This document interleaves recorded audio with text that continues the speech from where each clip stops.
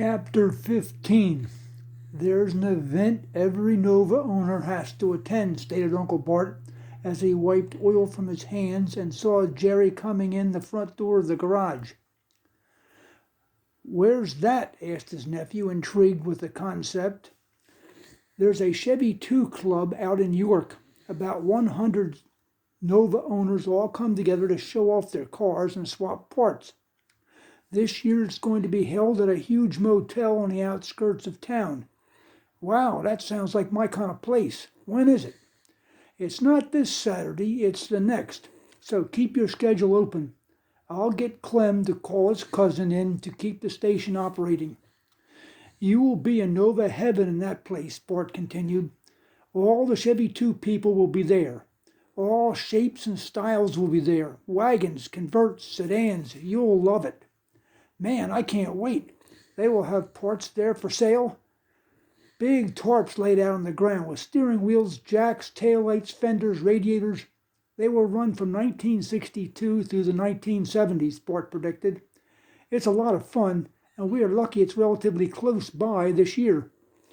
"This is going to be big," said his nephew. "This is going to be big."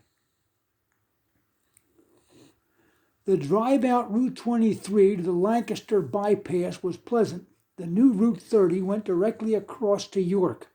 With a little exit street maneuvering, they pulled into the parking lot of the motel complex. There were all years, models, and shapes of Novas and Chevy 2s.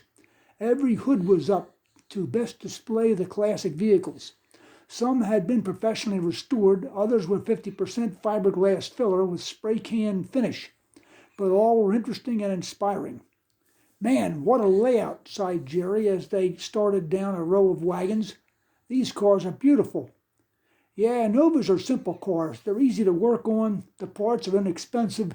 They're perfect for car nuts to acquire and play around with," his uncle observed. They came to several convertibles, all sparkling in the sun. They eyeballed each one carefully and talked to the owners as they checked them out. "You'll notice that some have chrome strips on the sides of various kinds," pointed out Bart as they walked along. "I noticed that. Some even have a wide chrome band running underneath the doors," replied his nephew. "I think my car had side strips. There are holes that show there was." "I think you're right. If you ever found the strips in a junkyard, you can install them. They sell the fasteners at car shows, or you might find them in a junkyard. There's a little spring on them that flexes to hold the chrome strip on. And if you found them at a junkyard, you'd know it was for sure a Nova one. One year at a car show, guys have strips they claim are from Chevy 2, and it turns out that they be something else." "Good point." "You'll notice some of the box Chevy 2s have a thin chrome strip on the back that runs up the ridge on the sides and then across the ridge of the trunk lid." "Yeah, I've seen that. If you can get that set and put it on, you will have a look that is the best you can get," advised his uncle. "That would be cool. I'll keep my eye out for that," agreed Jerry, nodding at the idea. After strolling up and down the rows of display cars, they moved over to the swap meet area. As Bart had described, there were a massive amount of parts, sales literature, shop manuals, and accessories. This might be something useful," observed Jerry as he picked up a chrome radiator hose to the motor block fitting. "That is sharp," Bart agreed. "That would match up with your chrome valve cover and chrome air cleaner top. I'm trying to remember what the thermostat fitting on my motor looks like." "Well, there are plenty of 6-cylinder Chevy 2 engines to look at here. Look at one and see if it's the same size and shape." "That's a good idea," said the boy. "I think it is what would work, but I'll check it first." "How much is this fitting?" he asked a kid about his age who was selling the parts. I would say $5. Yeah, I'll take 5. "I want to check something. I'll be back in a couple of minutes." After looking at the motor of a hardtop at the beginning of a row, Jerry returned and handed the boy a $5 bill. "This is a good find, thank you." "That is a good find," Bart said. "And the price is not bad either. Hold still while I put it in the bag." They moved along through the many tarps of parts. Some were in nice condition, but the prices wanted made them unattractive. There were armrests and ashtrays and emblems and mirrors. Light switches were spread out with gas caps. Suddenly, Bart stuck his elbow in his nephew's chest and pointed to a corner of the lot. "Is that what I think it is?" Jerry sputtered. "We will see, but I believe you're about to experience a miracle," replied his uncle. They walked to the back of a trailer where a dumpy-looking old guy was standing next to a complete Nova convertible back seat. There were 4 sections, all in back, the lower and upright seats with the 2 side cover panels. The man saw they were interested in the seats and started to banter. "You guys have a 63 ragtop?" "Yeah, we sure do," answered Jerry, trying to contain his emotions and not look too excited. "Well, these are in good shape. Look them over." "They appear to be fairly well preserved," agreed Bart, knowing that this was going to be a tough transaction.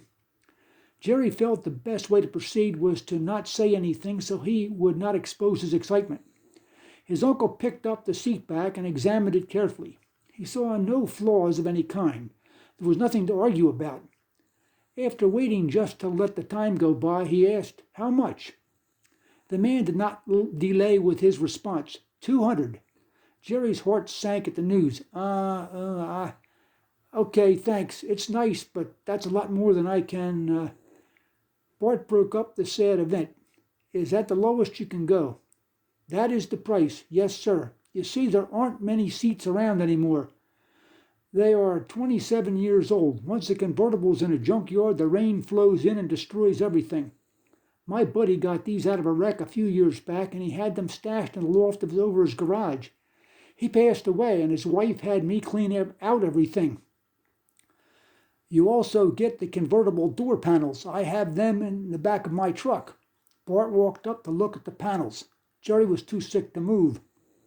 After checking out the door panels, Bart came back to his nephew and asked him, "Well, what do you think?" "They're great, but I can never afford that kind of money. I bought the car for 200. There's just no way I can go that high." "Maybe this deal is not out of the question," Uncle Bart responded. "How do you figure?" "Okay, to start with, you're prepared to pay about $50 for a complete back seat, right?" "Yes, that's what I can afford." "This one's 200.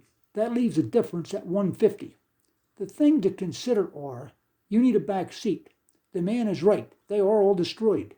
Sometimes to get what you want, you have to pay the higher price. You can't wait. You can wait, but in the future, there will be fewer of them, so you will have to pay even more." "Yeah, go on." "Well, that is going to take time, and time to keep looking, whereas this one is right here now."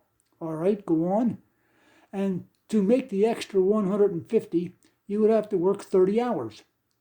That's a couple of weeks, and then your car will be complete, and you never have to be thinking about seats again." I had not looked at it that way. Beyond all that, when your car is done, it's going to appreciate every year going forward. You took your time, and you did a thorough restoration. "Appreciate?" asked the boy. "It is going to go up in value every year, so any money you put into it will just be there. It is like a savings account. You are moving your money from one pocket to the other pocket." "I can see what you're saying. It's just different from everything I've ever known." "Well, you're getting older now. You can see the big picture." "Okay, but can you spot me $170? "Sure. I think this is the best deal you're going to get on seats. Maybe a few years ago you could have found them at one of the big shows cheaper, but time has passed, and the man is right. Convertibles do not last long in a junkyard. They just don't." "Okay, here's your 200, said Bart. "We will be back in a while. We have to check out all the other stuff here today."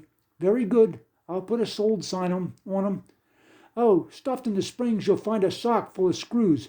And thank you," the man said as he folded up the money and put it in his pocket. "Okay, my next project is putting in the new door panels, but I can't figure out how to get the door handles off or the window cranks off," Jerry complained. "Ha, They have been a mystery for many inexperienced mechanics. They are not too bad if you know a few tricks, responded Bart.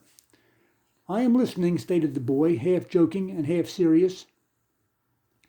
Go ask Clem for the butter knife and the bent nail. Also bring a pair of vice grips. Jerry told the other boy of Bart's request. Yeah, they're hanging on a nail over the workbench, directed Clem. After rounding up an old butter knife, which was from an army mess hall, with the nail that had been bent in a curve with a sharp hook at the end, Jerry presented them to his uncle. Very good. This knife is very broad and very strong. Uncle Bart slipped the blade behind the base of the window crank and in front of its plastic ring. He then pried the ring toward the door, which crushed the door panel slightly and exposed a thin wire spring that was setting in a narrow slot on the back of the crank. Wow, I am seeing what you're doing, but I am not believing it, the boy said. After you get the spring exposed, you hook it with the bent nail. Place the nail in the vice grips and clamp it. Jerry clamped the nail and handed the grips to Bart. Now, you see this hook? You reach back behind the hook, the spring, and gently pull it out of its slot. The mechanic pulled on the loop of the spring and it popped out and fell on the ground. We were lucky this time. It did not fly away. Many times you spend the rest of the day hunting for it. We did good. Now lift the crank handle off. His nephew pulled on the loose crank and had it in his hand. Take a look at the slots in the handle. The spring is shaped like a C. It lays in those slots. Look at the spline shaft sticking out of the door. The shaft has a groove going all the way around. When the spring is in place and you slide the crank handle onto the shaft, it will click in place. And always make sure the plastic ring is on first before you put on the crank handle. Thank you. I would have never figured that out in 1,000 years, Jerry told him, shaking his head. It is like I've been telling you. The more you know, the more you can accomplish. Also, before you install the door handles, paint the top edge of the interior of the doors about where the panels stop. You have to lightly sand the area first. Then you can paint it red with a brush. That will make the tops of the doors match the dash. Okay, I can do that. That way you will not get any paint on your door panels. Makes sense. And the next time you're in a junkyard, grab some of those handle springs, pins, and keep them in your toolbox.